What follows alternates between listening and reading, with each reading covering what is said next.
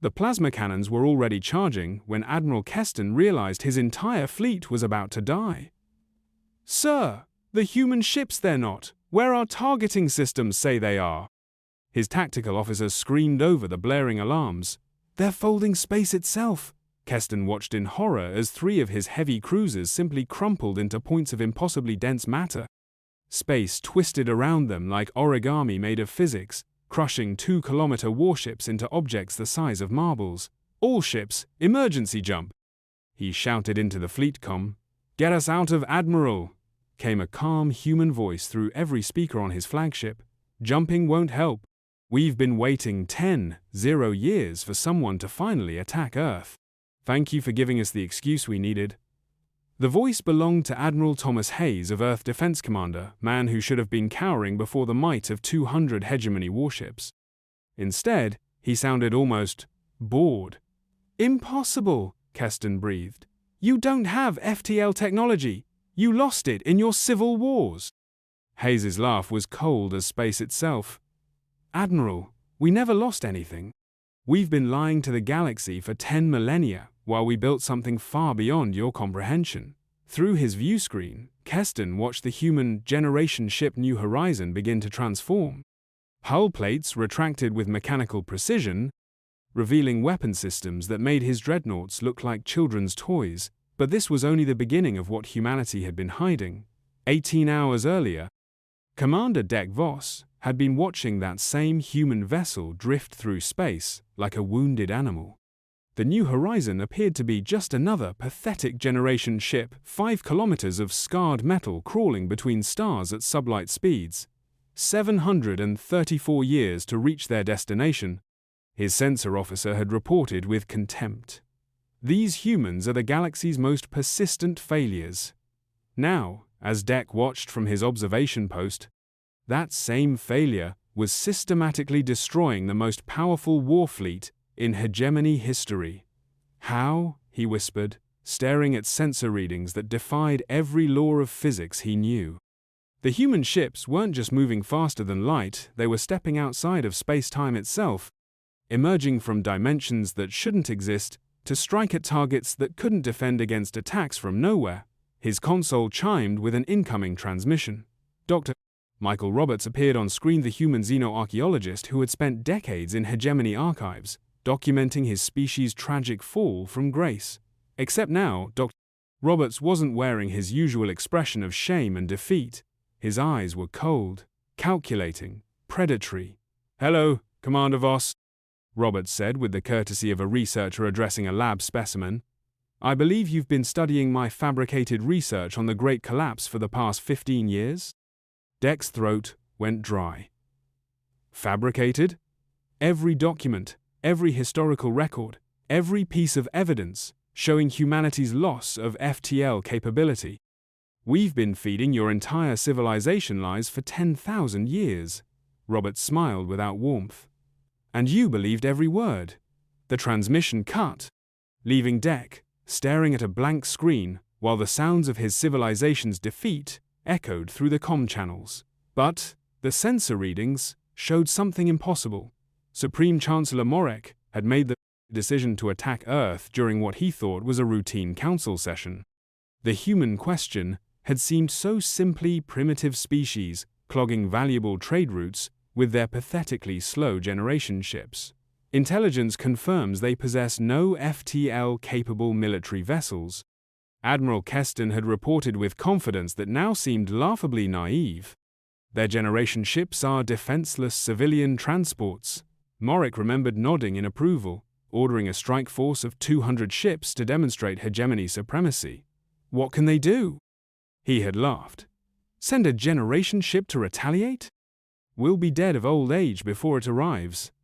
Now, watching the live feeds from the Sol system, Morek understood that every assumption had been wrong. The generation ships weren't helpless civilian transports. They were mobile military installations that had been building humanity's true fleet for centuries, while appearing to carry desperate colonists between stars. "Sir," his aide whispered, "we're receiving a transmission from Admiral Hayes." The main screen flickered to life. showing a human male whose calm confidence radiated the absolute certainty of total victory. "Supreme Chancellor Morik," Hayes said with terrifying politeness, "I believe we need to discuss new arrangements for galactic governance. Your fleet is currently being repurposed to demonstrate humanity's capabilities to the rest of the galaxy." "Repurposed?" Morik asked, though he dreaded the answer. "We don't destroy our enemies, Chancellor. We transform them into object lessons. Your warships are being converted into geometric art pieces, beautiful, harmless monuments to the dangers of attacking a gardener species." Dr.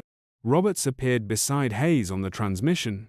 "For 10 millennia, we've been conducting the longest intelligence operation in galactic history.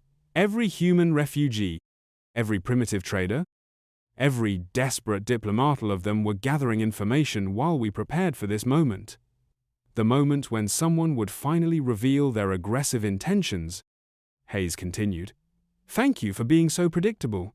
Then space itself began to fold around the Hegemony ships.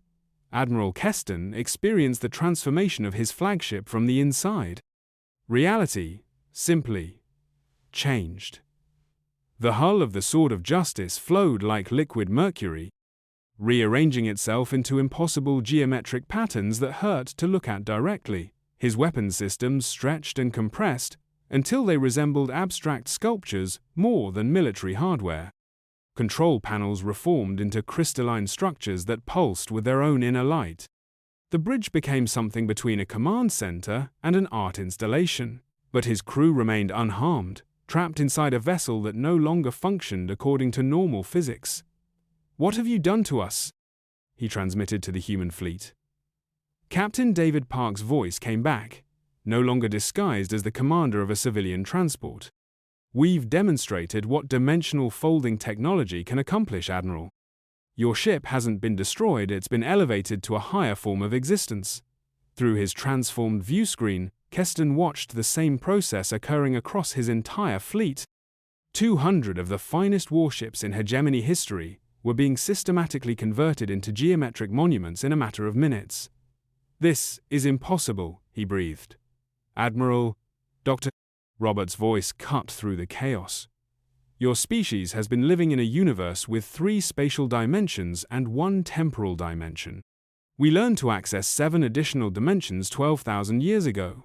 From our perspective, your impossible is merely Tuesday." "But why the deception?" Keston asked.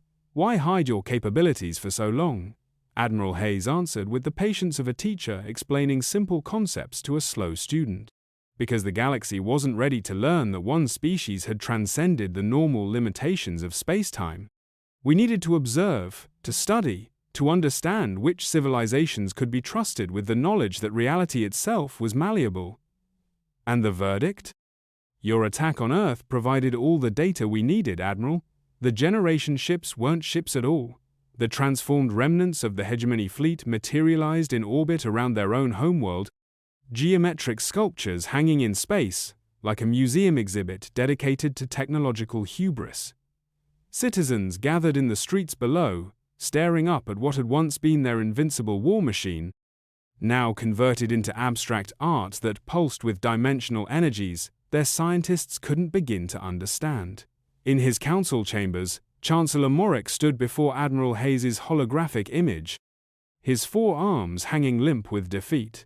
"Your demands?" he asked simply. "Immediate cessation of all aggressive military operations by Hegemony forces," Hayes replied matter-of-factly. "Full disclosure of your weapons, technology and strategic capabilities. Establishment of galactic protocols prohibiting territorial expansion through force. And if we refuse?" Dr. Roberts materialized beside Hayes through dimensional fold technology. "Chancellor, we can remove entire star systems from normal spacetime if necessary. Your civilization would simply cease to exist in this reality. You would be elsewhere." Morik felt something break inside him as the implications became clear. "You've been watching all of us. For thousands of years. Every species, every civilization, every technological development," Hayes confirmed. "Our generation ships were mobile observation posts, construction facilities, and dimensional fold anchors. What you thought was humanity's diaspora was actually our surveillance network. Captain Park's voice joined the transmission. We've been gardeners of galactic civilization, Chancellor. Tending the growth of species, waiting for them to mature. Some civilizations, like yours, revealed they weren't ready for the responsibilities of true interstellar power. And now? Now you'll learn, Hayes said simply. The galaxy is under new management. 6 months later, Commander Deck Voss worked as a dimensional technology liaison, helping integrate human foldspace protocols with hegemony systems. The work was fascinating and humbling in equal measure. Dr. Sarah Kim, one of the human engineers assigned to the project, showed him a crystalline monitoring station that existed in multiple dimensions simultaneously. We have at least one of these in every inhabited system in the galaxy, she explained casually. We've been watching everyone, all the time, for centuries. Deck stared at the impossible architecture. You could have conquered us at any moment. Conquest is wasteful, Dr. Kim replied. Gardens require careful cultivation, not violent upheaval. We preferred to wait until someone revealed themselves as a threat to galactic stability. Through the facility's windows, Deck watched human children playing in dimensional fold chambers, kids who thought nothing of stepping between realities as easily as walking through doorways. This was their baseline normal. They weren't learning to manipulate space-time. They had grown up knowing that physics was merely the foundation level of existence. Commander, Dr. Kim said gently, your species is adapting well to the new paradigm. In another generation, fold space technology will be as natural to hegemony citizens as hyperspace travel was to their grandparents. Deck nodded slowly. The galaxy had learned that they were never alone among the stars. They had been under the patient, watchful care of gardeners who measured their work not in years or decades, but in the slow growth of civilizations across the vast reaches of space and time. The age of humanity's patient deception was over. The age of open gardening had begun. And in the spaces between dimensions, humanity continued building not weapons of war, but tools of cultivation, preparing for the day when other species would be ready to help tend the garden of reality itself.